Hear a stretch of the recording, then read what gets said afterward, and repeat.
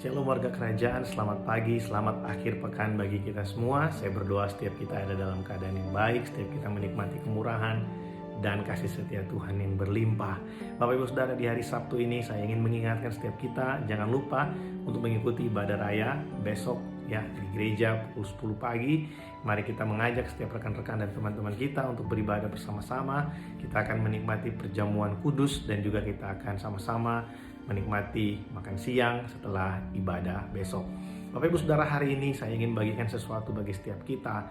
Kalau saudara masih ingat 2 minggu yang lalu, saya sharing bagi saudara dari satu ayat di dalam 2 Korintus pasal yang ke-7 ayat yang ke-10. Demikian firman Tuhan, sebab duka cita menurut kehendak Allah menghasilkan pertobatan yang membawa keselamatan dan yang tidak akan disesalkan, tetapi duka cita dari dunia ini menghasilkan kematian. Bapak Ibu Saudara, kemarin saya sempat singgung bahwa kalau Tuhan mengizinkan sesuatu yang di luar ekspektasi kita, Tuhan mengizinkan sesuatu yang di luar keinginan kita, yang tidak kita inginkan, tapi Tuhan izinkan terjadi bagi kita, mungkin itu hal yang buat kita adalah sesuatu yang kita rasa sesuatu yang tidak enak, tapi Tuhan izinkan terjadi. Saudara, percayalah bahwa Tuhan mengizinkan sesuatu itu terjadi buat kita bukan tanpa tujuan.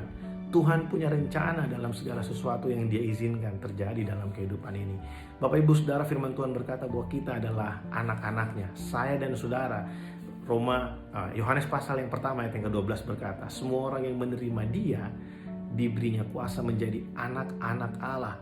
Bapak Ibu Saudara, kita adalah anak-anak dari Bapa yang di sorga, Bapa yang baik. Firman Tuhan berkata, Yesus berkata bahwa kalau Bapa yang tidak sempurna di dalam dunia ini tahu memberi yang baik kepada anak-anaknya, apalagi Bapa yang di sorga. Bapa tentu tahu bagaimana memberi yang terbaik bagi saya dan saudara. Kalau Tuhan izinkan sesuatu yang tidak baik terjadi, Dia pasti punya tujuan bagi kita. Nah, saya ingin bagikan 2 tujuan itu bagi kita. Saya ingin ulang buat saudara. Ini pernah saya khotbahkan di hari Minggu, 2 minggu yang lalu. Ya, tujuan yang pertama adalah Tuhan mengizinkan sesuatu itu terjadi supaya kita bisa semakin dekat dengan Tuhan. Kenapa harus melalui sesuatu yang tidak enak? Kenapa harus melalui lembah kekelaman? Tuhan membuat kita semakin dekat dengan Dia. Karena saudara, hal itu adalah cara yang paling tepat untuk membuat kita melihat kembali bahwa kita ini tidak mampu tanpa Tuhan. Ketika semuanya ada, semuanya kita punya, semua yang kita inginkan ada, semua kebutuhan kita sepertinya tercukupi, semua yang kita mau sepertinya ada. Saudara, kita sangat rentan sekali untuk merasa kita tidak perlu Tuhan. Tapi saudara, pernahkah saudara mengalami ketika uang saudara nggak ada? Teman-teman saudara, mungkin saudara uang ada, tapi teman-teman saudara tidak ada yang mau tolong saudara.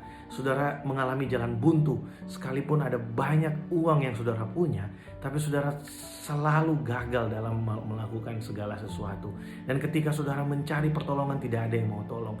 Sehingga mau tidak mau, kita tidak ada pilihan lain selain kita angkat tangan, melihat ke atas dan memanggil Bapa, tolonglah aku.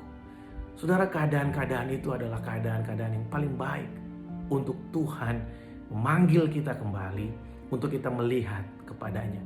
Seringkali kita menjadikan hal ini sebagai sesuatu yang Tuhan ingin menghancurkan kita. Makanya Tuhan mengizinkan saya mengalami kebangkrutan, Tuhan mengizinkan saya mengalami kehilangan, Tuhan mengizinkan saya mengalami sakit penyakit. Saudara, saya ingin kasih tahu buat saudara, ada perbedaan antara orang benar, orang percaya, dan orang yang tidak percaya. Bagi kita orang benar, orang percaya, yang dibenarkan oleh kasih karunia Allah, sesuatu yang buruk itu terjadi untuk mendatangkan kebaikan bagi kita. Tapi buat orang yang tidak mengenal Allah, sesuatu yang buruk terjadi, bencana terjadi untuk menghancurkan mereka. Bapak Ibu Saudara, satu kali Asaf menulis Mazmur dan berkata, ketika dia melihat orang-orang yang tidak takut akan Allah, mereka kok sepertinya hidupnya baik-baik aja. Sedangkan dia yang hidupnya suci, dia menjaga tangannya supaya tetap suci, dia tidak melakukan pelanggaran, tapi kok kayaknya hidupnya susah ya. Dia sepertinya iri kepada orang-orang yang hidupnya tidak mengenal Allah dan tidak takut akan Allah. Sampai dia memperhatikan bahwa orang-orang yang tidak takut akan Allah, mereka ada di tempat-tempat yang licin, ketika mereka jatuh, mereka tidak dapat dibangkitkan lagi. Saudara, mungkin hari ini kita ada di tempat yang licin. Ada banyak orang yang ingin menjatuhkan kita. Ada banyak orang yang ingin membuat kita mengalami hal yang buruk. Ada banyak orang yang punya rencana yang tidak baik buat kita. Ada orang-orang yang sedang berdoa mengharapkan untuk kita jatuh. Saya mau kasih tahu buat saudara, kalau kita adalah anak-anak raja, kita adalah anak-anak dari Bapa yang baik. Dia yang memegang kehidupan kita. Kalau Tuhan izinkan kita mengalami goncangan dalam kehidupan ini, goncangan terjadi supaya kita semakin kuat di dalam Tuhan, supaya kita semakin mendekat kepada Tuhan. Dari dalam pergumulan kita, di tengah-tengah pergumulan kita bisa menarik kuasa Allah yang maha tinggi untuk melakukan sesuatu yang besar dalam kehidupan kita. Saudara, Tuhan membawa kita ke dalam lembah supaya kita benar-benar bersandar penuh kepadanya, supaya kita benar-benar melihat masa depan. Ya, sekalipun mata kita nggak mampu lihat, tapi kita melihat dengan mata iman bahwa Allah beserta dengan kita. Dia Immanuel yang tidak pernah meninggalkan kita. Hari ini mungkin masih ada banyak pergumulan yang kita doakan, masih ada banyak hal yang kita rindukan, tapi sepertinya tidak ada jalan bagi kita. Saudara, buat kita mungkin tidak ada jalan, atau mungkin kita tidak tahu bagaimana jalannya.